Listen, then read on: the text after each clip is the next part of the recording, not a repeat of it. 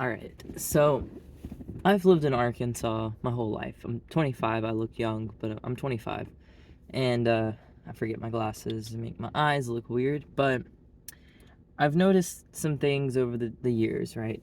Now, this most recent wave of like homelessness and people begging on the street for money, these new people that are like new to it, you can tell. You can tell that they're native to Arkansas, but you can also tell that like they're new, that they're awkward doing it. They're not behaving the same way as the people I've seen over the years behaving on the streets. So they look like they should be inside is what I'm trying to get at. Like they don't look like they should be on the street corner. It's just this economy is taking a turn for the worse. So, but the point I really want to make is like Greyhound therapy, where they'll just take homeless people, stick them on a bus, and throw them somewhere. This is one of those places. There's a bus stop here, and this whole shopping center back here is all abandoned, and then there's this Walmart right here. So they come here and they beg and they steal from the Walmart, and I've seen them dealing drugs back there, and just whatever, you know. So, but I see them coming here from other states, and the people who are from here, they know it's rough. You see them on the corner every day, just burning up in the sun, and then eventually someone will come up there and give them a bottle of water, and but they know that like they're not gonna make a living off of it out here because we're not gonna provide that here in Arkansas. The people who are super generous and want to help people, they're doing like organized type of help. You know, they're the people that are coming to you and asking you to try to get you off the street, and then those people are like, oh, I like this lifestyle or whatever. So that's why it's not really working, because in other states, those people would just hand them cash.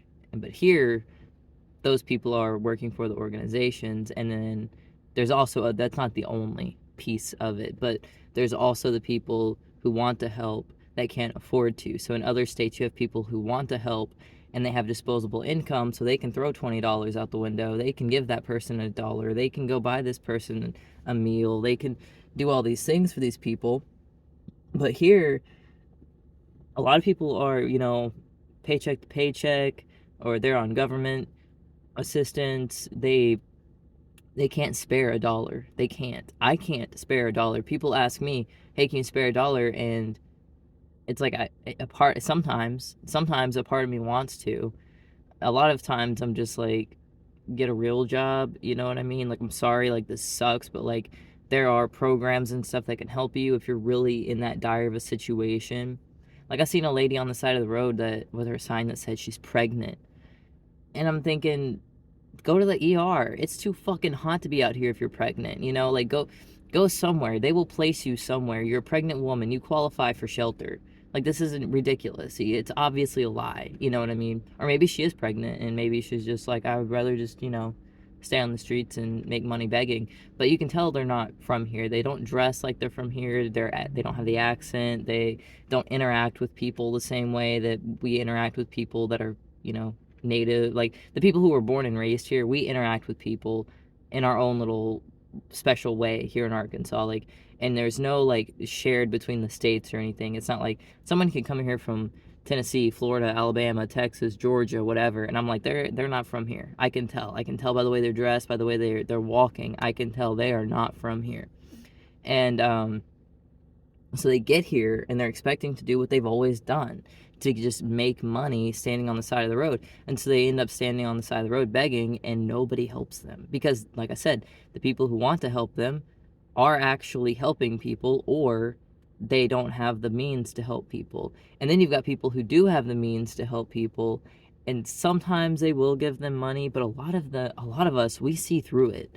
And there have been times when I've legitimately met somebody on the side of the road that actually needed help. Like, for example, one time there was this young family that had immigrated here from a different country, and they were at a Walmart in my hometown on the corner where everybody sits to beg, begging for money, and everyone's just passing them up, passing them up.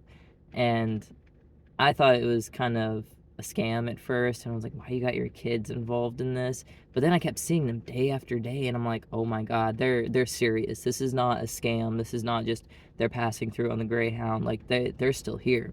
So I went up to them and I gave them like a good amount of cash, like $50 or something, and she was like crying, and it wasn't performative either. Like she was trying to hide it, like she was ashamed that she was crying, and then she was like, "Thank you so much," and was like trying to smile, but there was just tears coming out of her eyes. And she's like, "This is gonna buy milk for our child," and because they had a young child, and they're like, "This is gonna help us get water." And I could tell they had a foreign accent from a different country. So I'd seen them out there, and I gave them money, and then I was hoping, maybe they'll get it together, and then they'll like get somebody to help them, right? Well, they just continuously were staying out there, and the summer was so fucking hot that year. I'm like, oh my god, those poor kids. And then the dad, he started playing an instrument. I think it was a violin or something, to try to drum up some business. And it wasn't like a street type situation. It was just a Walmart parking lot that led to a highway that led to an interstate. So nobody's really walking around, right? And I could just tell, like, he was just so desperate and determined to get a little bit of money for his family because they legitimately needed it. So I went back to him and I gave him more money, and I asked him, I said, do you know about the Red Cross? And he's like, "What's that?" And I'm like, "Do you know about the Goodwill?" And he's like, "I don't know what the Goodwill is." I'm like, "Okay, there's a Goodwill within walking distance right there. If you go to them, they will help you." And he's like, "Well, we're not from here." And I'm like, "Doesn't matter. They're not going to get you in trouble. They will help you." Like, "Do you know what the Salvation Army is?" And he's like, "The army?" And I'm like, "Just go to the Goodwill. They will put you in the right direction, right?" Now, I don't know if he followed my advice or not, but I do know that I never seen them there again. So hopefully somebody in some position helped them because they legitimately needed it. I mean, if anything, the kids. Um, but then I've seen people actually using their kids to be scam artists. There was some people who weren't from here. They were walking around the downtown part of my hometown, which is more of the people who live there. They typically walk, and it's really poverty stricken. A lot of people live in like motels or government housing. A lot of the buildings are old and falling in, but they're still using the buildings. I wouldn't eat any of the food on that side of town because there's roaches have been in it. You know what I mean? Like rat shits in it. Like I'm not. Anyways, but I was on that side of town, and I seen this family, and they had a kid who was probably 12, and he was just walking without shoes, and I'm thinking, oh my god, why are you walking on this road without shoes? Like, I mean, first of all, it's a road, so obviously, like, that's dangerous in and of itself, but they were in a bad part of town. Like, this kid could step on a needle, he could step on glass. Like, this is not a game. And I could just tell that it was a scam. That what they were doing is they were having him be barefoot on purpose. Because first of all, everybody else in the family had shoes. Second of all, their clothes were like pretty new. Third of all, they were like happy. They were like this is like what we're doing, right? And they didn't think anybody was watching them at this time because they were behind a building, and I was watching them.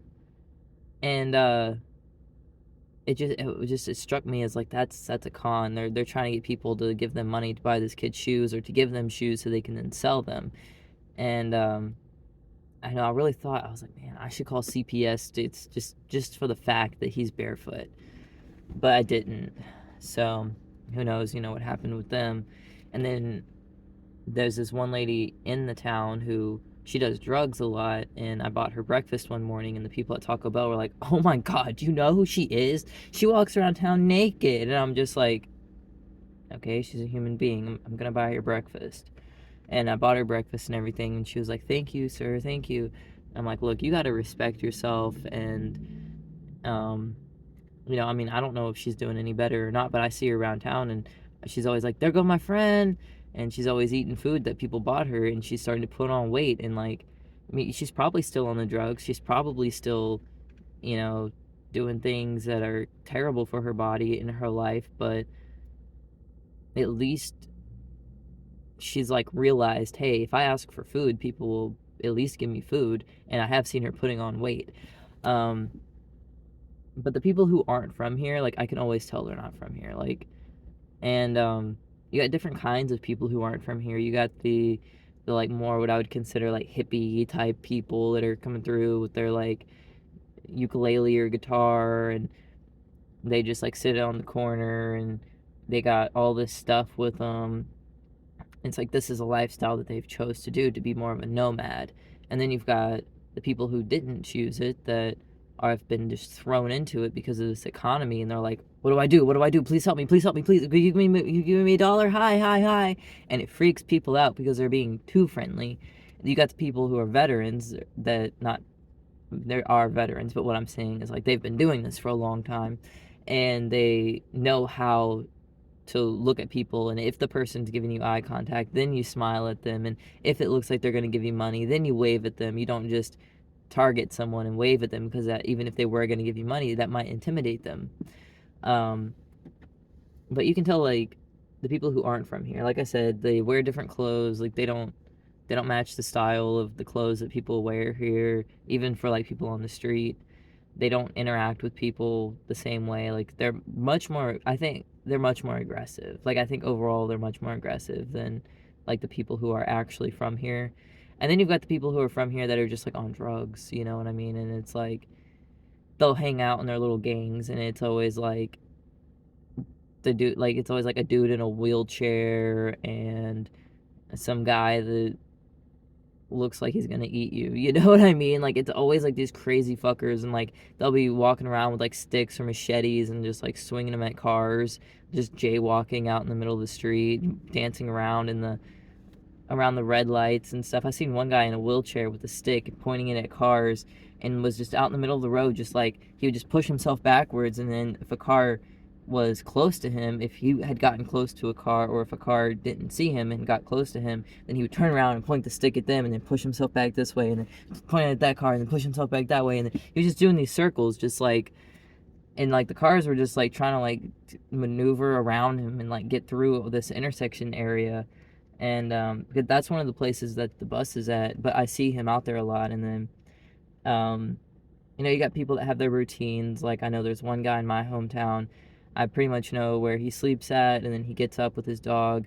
They walk all the way across town, they go to the river. I think they have Wi-Fi there, and so he works on his laptop. I'm not sure what he does for work. And then people give him food and stuff, and they try to help him out, but his dog is really skinny, and I just feel like it's a bad situation, because it's like, I know he has the dog because he genuinely loves the dog, and he's trying his best to take care of it, and he's not doing anything wrong. So I don't think he should be punished by taking away the dog, but it isn't fair to the dog either, because he's being malnourished.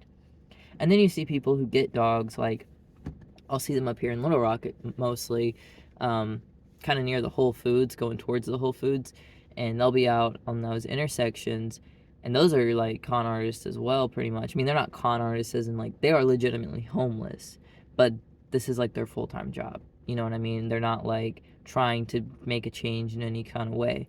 And what they'll do is they'll get a dog just to have a dog. That way people will give them more stuff to help the dog.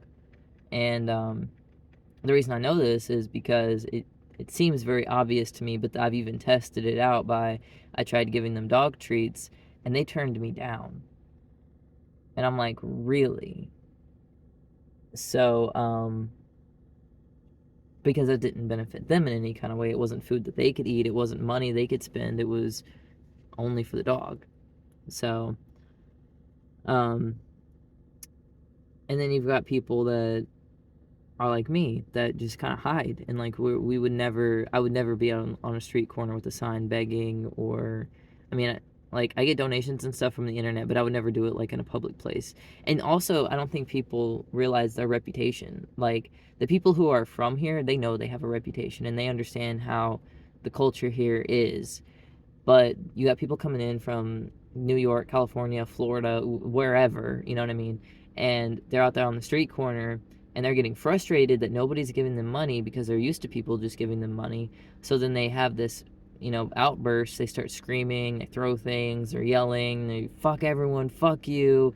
What the fuck? No one's giving me any money. I've seen them do this. And then people will see that, and they'll tell everyone, hey, you know that guy that hangs out at such and such intersection? Oh, yeah, yeah, I seen him the other day. He was wearing a blue shirt. Yeah, yeah, yeah, yesterday he was wearing a blue shirt. That guy, yeah. Yeah, I seen him out there. He's being fucking insane, man. He was throwing his shit everywhere. He was threatening people. He was boxing the air. And then that just means like more people are gonna not donate to you. You know what I mean? Because you've ruined your own reputation. Like one person who knows a lot of people is gonna tell those people, and then those people are gonna tell their people, and their people are gonna tell their people, and before you know it, the entire area is gonna know. So you got to be careful about that, about your reputation if you're out here trying to beg. And most people just end up leaving. They give up. Like, I don't see them here for very long. If they're not from here, I've never seen one stick around. I've never seen one come in from somewhere else and end up staying. The ones who stay are only here because they're from here in the first place. So they have some sort of ties here, they're used to it, they got family, whatever it may be. But the people who aren't from here, they're usually just like, get me back on the Greyhound. I'm not making enough money out here. I can make more money in Texas or California or wherever. Just get me the fuck out. So I guess that's how Arkansas handles the homelessness problem, is just, I don't know, not enabling them. That's the point. Don't enable them. Anyways. I know I'm not an authority to speak on this, but if you disagree with me, this is my channel. You can fuck off.